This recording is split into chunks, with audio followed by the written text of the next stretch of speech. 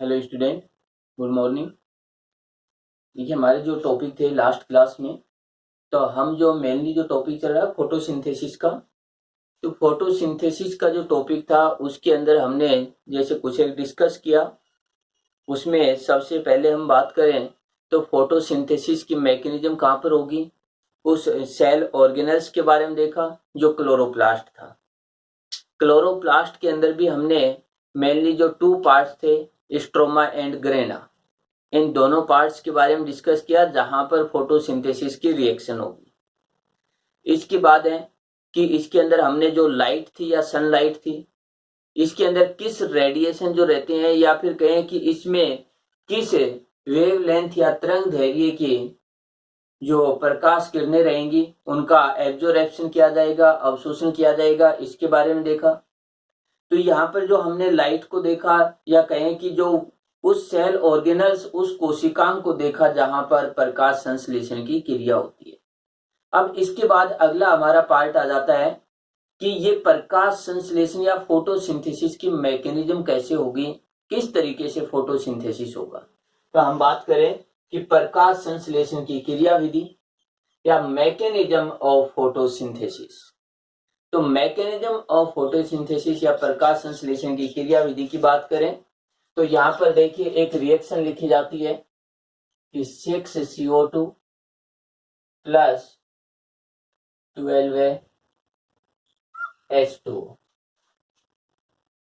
ये जो है, ये सब्सटेंस जो है आपस में रिएक्शन करेंगे और C6H12O6 plus 6H2O plus 6O2, इस तरीके से रिएक्शन होगी। और यहां पर यदि हम बात करें तो जो क्लोरोफिल है,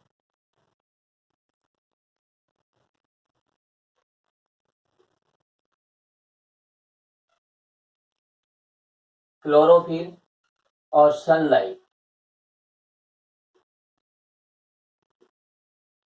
इन क्लोरोफिल और प्रकाश की रिक्वायरमेंट रहेगी।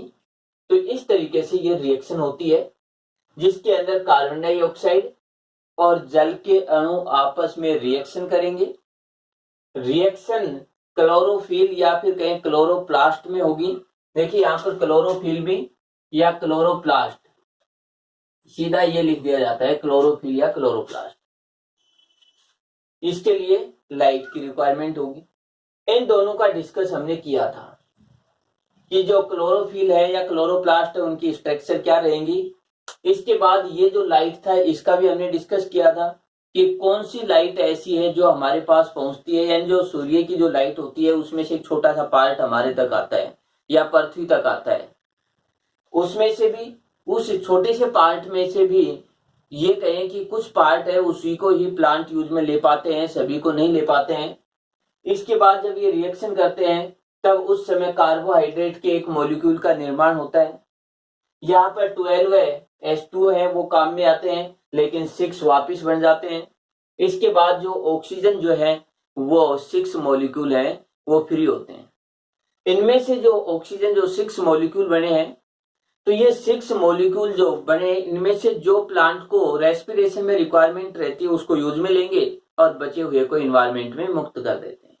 तो देखिए यहाँ पर ये एक कई बार ये क्वेश्चन आता भी है और गलत भी हो जाता है स्टूडेंट्स का कि प्रकाश संश्लेषण की क्रिया में जो ऑक्सीजन होते हैं, या फिर कहें कि इसको सीधा सिंपल ये भी कर दिया जाता है कि ऑक्सीजन जो है या प्रकाश संश्लेषण या श्वसन में पादप किस गैस का उपयोग करते हैं। तो बहुत सारे स्टूडेंट ये करते हैं कि पादप श्वसन में CO2 का उपयोग करते हैं, ऐसा नहीं है।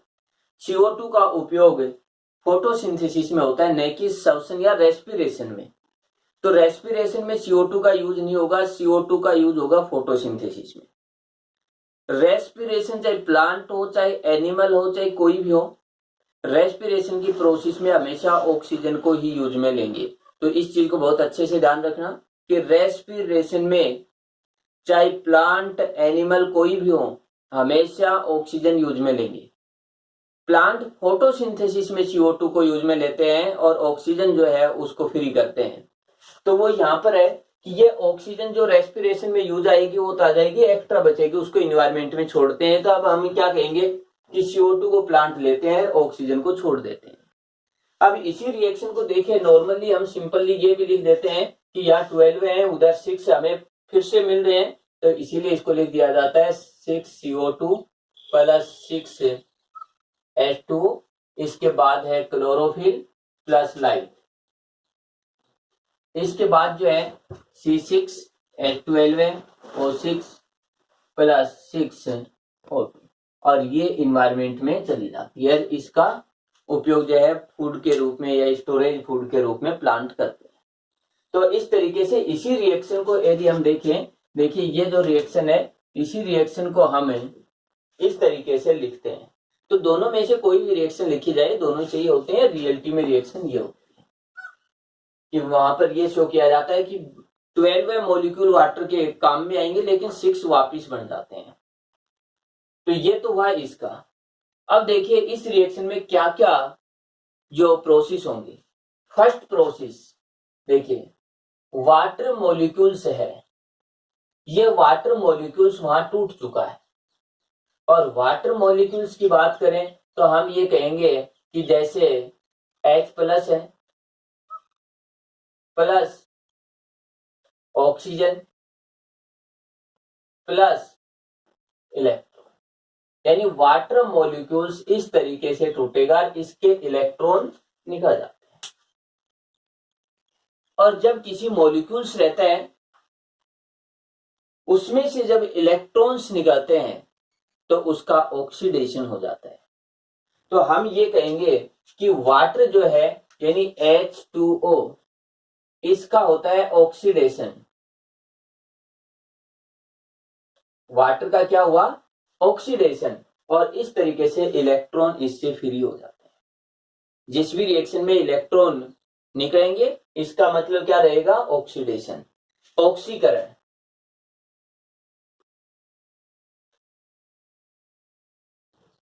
ये रिएक्शन। तो यहां पर जल का ऑक्सीकरण होता है। देखिए बहुत इंपॉर्टेंट क्वेश्चन है, ये पूछे जाते हैं। इसके बाद देखिए जल के ऑक्सीकरण से यहां पर ऑक्सीजन फ्री होती है। इसके बाद हम बात करते हैं CO2 की। तो जो CO2 है, यानी यहां पर ये H है, तो CO2 इन H को यूज में लेता है, इन हाइड्रोजन को यूज में लेता है, और यहां पर बनाता है C6H12O6 यानी ग्लूकोज। तो ग्लूकोज का फॉर्मेशन हुआ। इस जगह पर देखिए हाइड्रोजन मॉलिक्यूल्स हैं वो जुड़ रहे हैं, और जहां हाइड्रोजन जुड़ते हैं उसको हम क्या कहते हैं? अपचयन या रिडक्शन। तो ये रिएक्शन हुई रिडक्शन। तो ये तो हुई ऑक्सीडेशन, ये हुई रिडक्शन। तो जो रिडक्शन रिएक्शन होती है उसके अंदर H प्लस को यूज में लिया, तो यहां पर ये कहें CO2 है, इसका तो हुआ रिडक्शन। और यदि हम बात करें H2, इसका हुआ ऑक्सीडेशन। यानी हम ये कहें कि CO2 का रिडक्शन, इसका ऑक्सीकरण। तो यहां पर ये दोनों प्रोसेस साथ साथ है, इसका ऑक्सीडेशन एंड इसका रिडक्शन हुआ, यानी इसका ऑक्सीकरण, इसका अपचयन। तो इसको हमने क्या कहा? अपचयन। अपचयन ये प्रोसेस चलेंगी। तो यहां पर जब ये प्रोसेस चलती है, साथ में ऊर्जा है या लाइट है, उसकी रिक्वायरमेंट होगी।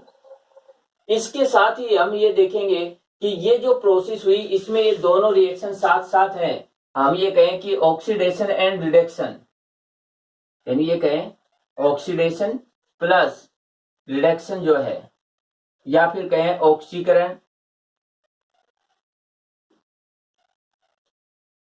प्लस अपचयन। ये दोनों रिएक्शन साथ साथ होती हैं, और जब दोनों रिएक्शन साथ साथ होती हैं तब हम उसे कहते हैं रेडॉक्स अभिक्रिया। तो यहां पर देखिए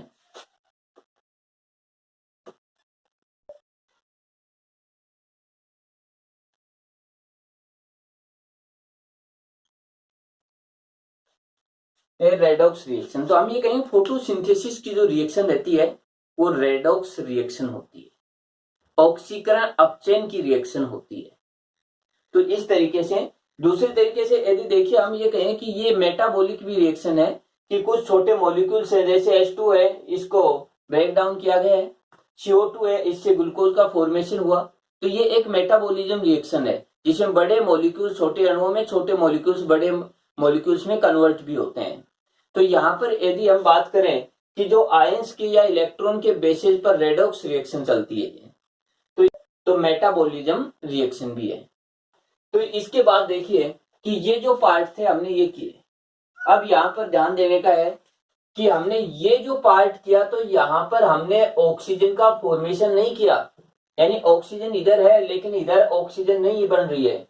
ऑक्सीजन जो है वो वाटर मॉलिक्यूल से प्राप्त हुई है। तो ये बहुत इंपॉर्टेंट क्वेश्चन हुआ कि प्रकाश संश्लेषण की क्रिया में जो ऑक्सीजन है वो कौन सा मॉलिक्यूल प्रोड्यूस करता है, तो वाटर मॉलिक्यूल ऑक्सीजन प्रोड्यूस करता है। कि जो ऑक्सीजन प्राप्त होती है वो जल से प्राप्त होती है, न कि कार्बन डाइऑक्साइड से। इसके बाद है ग्लूकोज का जब निर्माण होता है तो ग्लूकोज का निर्माण होता है इस CO2 मॉलिक्यूल से। तो मेनली यहाँ पर देखिए कौन कौन से पार्ट होते हैं कि यहाँ पर जो पार्ट रहेंगे उनमें देखिए इन रिएक्शंस के अंदर हमें लाइट की रिक्वायरमेंट होगी। तो सबसे फर्स्ट पार्ट देखिए कि फोटोसिंथेसिस की रिएक्शन होगी, उसमें कौन कौन से पार्ट चलेंगे। फर्स्ट पार्ट कि इस रिएक्शन के अंदर क्लोरोफिल और सनलाइट इसकी रिक्वायरमेंट है। क्लोरोफिल और सनलाइट जो है ये यूज में आएंगे और जिसके कारण जो क्लोरोफिल जो है ये क्लोरोफिल एक्साइटेट होगा, इस लाइट को यूज में लेगा और इसके कारण हम ये कहेंगे कि ये क्लोरोफिल जो है क्लोरोफिल एक्साइटेट स्टेट में आ जाता है। एक तो पार्ट होगा ये। इसके बाद देखिए कि यहाँ पर दूसरा स्टेप क्या रहेगा। दूसरा स्टेप यहाँ पर ये रहेगा कि वाटर मॉलिक्यूल्स हैं, ये वाटर मॉलिक्यूल्स टूट जाएंगे या कहें कि H प्लस ऑक्सीजन इसमें टूटेंगे, वाटर मॉलिक्यूल्स भी टूटेंगे। इसके बाद ये जो है इनको एक्सेप्ट करेंगे तो NADP यहां पर आएंगे और इन हाइड्रोजन को लेंगे और यहां पर NADP H प्लस का फॉर्मेशन होगा। इसके बाद जो है अगले स्टेप की यदि हम बात करें तो यहां पर देखिए कि जो CO2 और इसके साथ ये रिएक्शन करेंगे और इसके बाद में यहां पर बन जाएगा C6H12O6, इसका फॉर्मेशन होगा। और यहां पर जो सनलाइट है ये कहें कि फोटोन के रूप में, और इस जगह पर जो इलेक्ट्रॉन बन रहे हैं कि साथ में यहां पर रहेंगे इलेक्ट्रॉन, ये इलेक्ट्रॉन जो है इनका यूज किया जाएगा ADP और इससे बन जाएंगे ATP। इन इलेक्ट्रॉन का यूज यहां पर हुआ और जो ऑक्सीजन है वो इन्वायरमेंट में मुक्त हो जाएगी। इस तरीके से ये कई रिएक्शन एक साथ चलती है। एक बार फिर से देखिए ताकि ये पूरी प्रोसेस है वो समझ में आए। सबसे फर्स्ट क्लोरोफिल मॉलिक्यूल्स है, ये सनलाइट को या प्रकाश ऊर्जा का अवशोषण करेंगे फोटोन के रूप में, क्लोरोफिल उत्तेजित होगा। ये क्लोरोफिल वाटर मॉलिक्यूल्स जो है उसको तोड़ देता है और हाइड्रोजन और ऑक्सीजन में तोड़ेगा और इलेक्ट्रॉन में तोड़ेगा।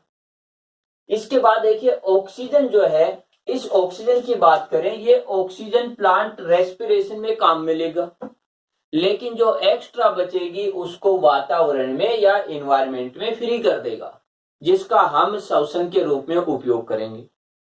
ये पार्ट हुआ। इसके बाद देखिए जो इलेक्ट्रॉन है वो ETS में जाएंगे, साइटोक्रोम सिस्टम में जाएंगे। इन साइटोक्रोम जो सिस्टम है, साइटोक्रोम सिस्टम रहेगा ETS, इसके अंदर इलेक्ट्रॉन ट्रांसपोर्ट चलेगा और इस इलेक्ट्रॉन ट्रांसपोर्ट के थ्रू यहां एटीपी का फॉर्मेशन हो जाएगा। और एटीपी यदि हम बात करें तो ऊर्जा के मॉलिक्यूल है, यानी यहां पर एटीपी का मतलब क्या हुआ, एनर्जी, ये हुआ। इसके बाद देखिए कि ये दो पार्ट तो हमने किए क्लियर। थर्ड पार्ट आता है H प्लस। H प्लस जो रहेंगे इनको NADP एक्सेप्ट करेगा। NADP जैसे एक्सेप्ट करके NADPH H प्लस का फॉर्मेशन करेगा।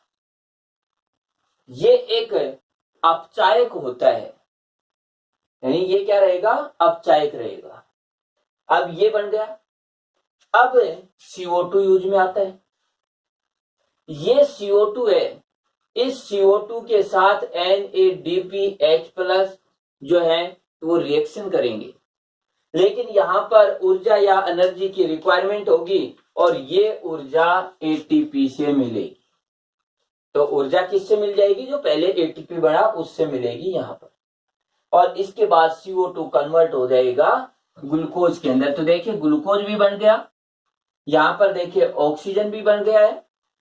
तो इस तरीके से ये पार्ट बन जाते हैं। तो जो हमने रिएक्शन लिखी CO2H2O, इसके बाद ग्लूकोज प्लस ऑक्सीजन, तो ये इस तरीके की रिएक्शन होती है जो कंप्लीटली एक हमने बिल्कुल इसको शॉर्ट में देखा कहां कहां क्या क्या रिएक्शन होंगी। देखिए पहले ये चीजें हमें ध्यान में होनी चाहिए, क्योंकि ये रिएक्शन जो है काफी बड़ी रिएक्शन है। ऐसा नहीं है कि बिल्कुल हमने ये सिंपल सा लिखा 2 लाइन में फोटोसिंथेसिस हो जाता है, ऐसा नहीं होगा। तो एक तो पार्ट हुआ ये। इसके बाद देखिए कि जो हमने ये रिएक्शन लिखी है, इस रिएक्शन को 2 पार्ट्स में डिवाइड किया। कि इस रिएक्शन के अंदर एक पार्ट तो ऐसा है जहां फोटोन की रिक्वायरमेंट हुई। देखिए कि ये पार्ट है वाटर मॉलिक्यूल्स। इस वाटर मॉलिक्यूल्स को ये क्लोरोफिल है ये तोड़ेगा, यानी इधर से जो ये क्लोरोफिल मॉलिक्यूल है ये इस वाटर मॉलिक्यूल को तोड़ेगा। तो इसके लिए तो फोटोन की रिक्वायरमेंट है। तो यहां पर तो लाइट की रिक्वायरमेंट हुई, यदि लाइट नहीं मिलेगी तो वाटर मॉलिक्यूल नहीं टूटेंगे। दूसरा पार्ट ये है जिसके लिए हमें CO2 है, यानी दूसरा कंपोनेंट क्या है, एक वाटर मॉलिक्यूल एक CO2। तो वाटर को तोड़ने के लिए फोटोन की जरूरत हुई। दूसरा CO2 है वो ग्लूकोज में बदल रहा है, तो इसके लिए फोटोन की जरूरत नहीं है, इसके लिए ये पार्ट चाहिए। तो यहां पर लाइट की रिक्वायरमेंट नहीं होती है। तो हम ये कहें कि ये 2 पार्ट हो गए रिएक्शन के। एक पार्ट ऐसा था जहां लाइट की जरूरत थी, एक पार्ट ऐसा है जहां लाइट की जरूरत नहीं होती है। तो यहां पर जो है NADPH प्लस और ATP की रिक्वायरमेंट है। इसको कहा अप्रकाशिक, इसको कहा प्रकाशिक, या light reaction and dark reaction. तो यहां पर ये कहें फोटोसिंथेसिस जो है वो मेनली 2 पार्ट्स में डिवाइड है। 2 रिएक्शन है जिसमें एक डार्क रिएक्शन एक लाइट रिएक्शन। लाइट रिएक्शन पहले होगी, एनर्जी जो सनलाइट की रिक्वायरमेंट होगी। डार्क रिएक्शन है वो लाइट रिएक्शन के जो प्रोडक्ट है, प्रकाशिक अभिक्रिया के जो उत्पाद है, ये इन्हीं से डार्क रिएक्शन होगी। तो हम ये कहें दोनों रिएक्शन अलग अलग हैं, लेकिन दोनों एक दूसरे से जुड़ी हुई है। यदि प्रकाशिक अभिक्रिया नहीं होगी तो डार्क या अप्रकाशिक अभिक्रिया के लिए यहां पर सब्सटेंस नहीं मिलेंगे या कहीं कच्चा मटेरियल नहीं मिलेगा, तो ये रिएक्शन भी नहीं हो पाती। तो हम देखें कि ये रिएक्शन है, ये सिंगल रिएक्शन है होकर 2 रिएक्शन है। अब दोनों रिएक्शन है उनको देखते हैं कहां से कहां तक का पार्ट होगा।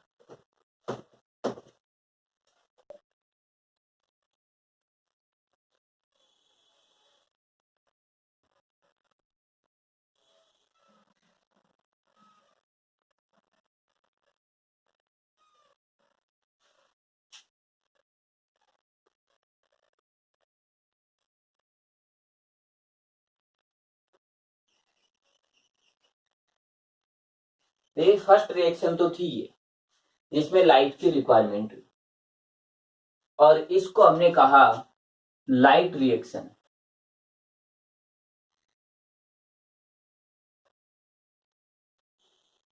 प्रकाशिक अभिक्रिया, इसी का एक दूसरा नाम और है हिल अभिक्रिया, हिल रिएक्शन। तो ये तो हुआ फर्स्ट कि एक पार्ट तो ये हुआ। सेकंड पार्ट की यदि हम बात करें तो सेकंड पार्ट में देखिए एक मॉलिक्यूल हमने यूज में लिया, अब हमारा बचता है ये मॉलिक्यूल्स। इसके साथ देखिए ये जो प्रोडक्ट है इनसे बनेगा, इससे मेनली बन जाएगा NADPH और H+, ये इन्वायरमेंट में, और इससे बन जाएंगे ATP। ये हमारे पास बन जाते हैं कि इसका जो एंड प्रोडक्ट है वो NADPH है, H+ है, इधर ATP है, ये प्रोडक्ट बनते हैं। ये तो ही फर्स्ट रिएक्शन। अब ये होती कहां पर है इसकी बात करें तो हमने क्लोरोप्लास्ट की जो स्ट्रक्चर की उसमें ग्रेना और स्ट्रोमा किया, तो ये जो रिएक्शन होगी ये रिएक्शन होगी ग्रेना में।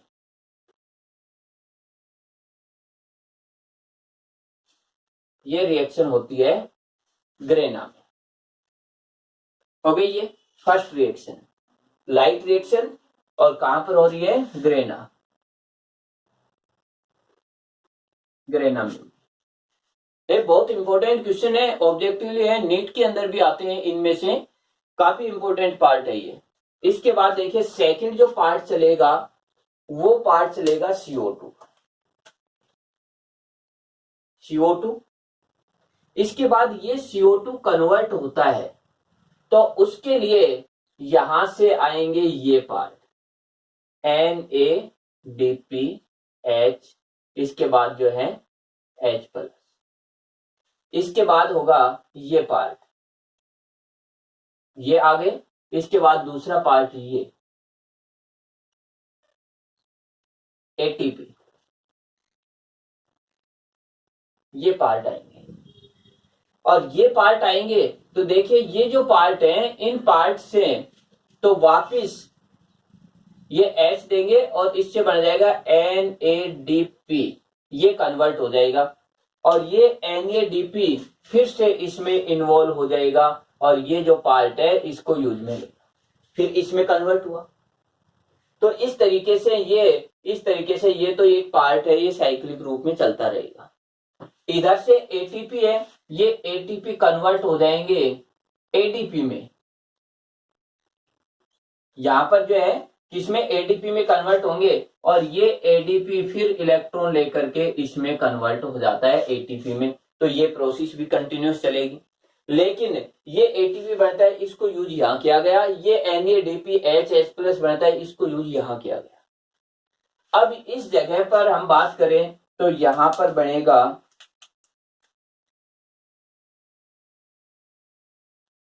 ये, बन जाता है ग्लूकोज बन जाता है। इस रिएक्शन के लिए देखिए हमने लाइट यूज में नहीं ली, कि यहां पर हमने लाइट को यूज में नहीं लिया है, इसीलिए इसको कहा गया डार्क रिएक्शन। तो ये जो है इसको हमने नाम दिया डार्क रिएक्शन। दूसरा पार्ट यदि हम बात करें तो देखिए इसी को कहा जाता है ब्लैकमेल रिएक्शन।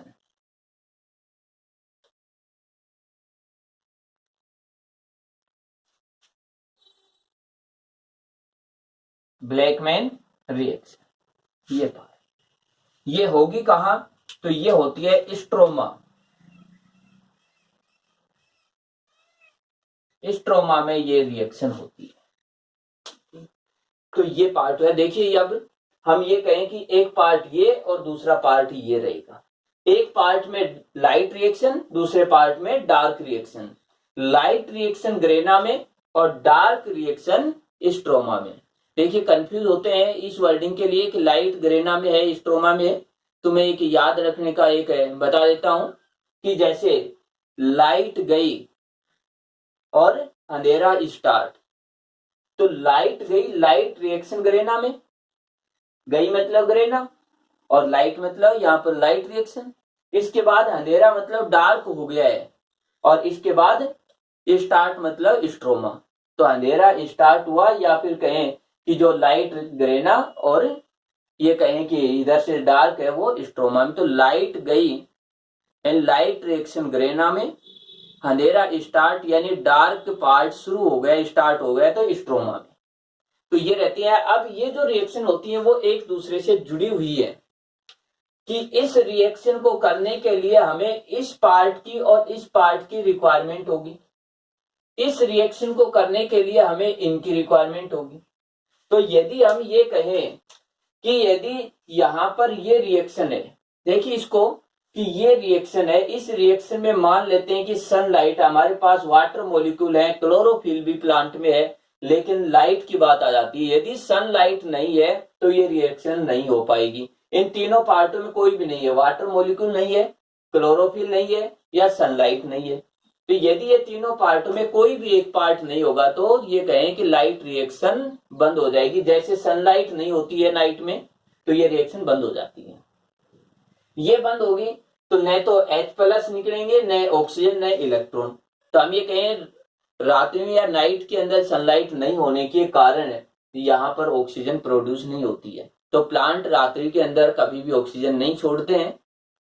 इसके बाद देखिए कि ये जो पार्ट बने, इनके ये प्रोडक्ट बने हैं। अब यहां तक तो ये तो हो गया कि लाइट रिएक्शन। अब देखिए इसके लिए लाइट की रिक्वायरमेंट नहीं थी, लेकिन इनकी रिक्वायरमेंट है। अब ये रिएक्शन यदि बंद हो जाती है, ये रिएक्शन नहीं हुई, तो इसका मतलब ये भी नहीं बनेगा, ये भी नहीं बनेगा। जब ये नहीं बनेंगे तो हम ये कहें ये रिएक्शन भी बंद हो जाएगी, क्योंकि ये सब्सटेंस नहीं मिलेंगे तो ये रिएक्शन भी बंद हो जाएगी, स्टॉप हो जाती है। तो हम ये कहें कि यदि लाइट रिएक्शन बंद हो जाएगी तो कुछ समय बाद, यानी जैसे ये बने हुए हैं, जब तक वो यूज में आएंगे, मान लेते हैं कि इसके कुछ मॉलिक्यूल्स बने हुए हैं, तो कुछ मॉलिक्यूल्स बने हुए वो तुरंत खत्म हो जाएंगे।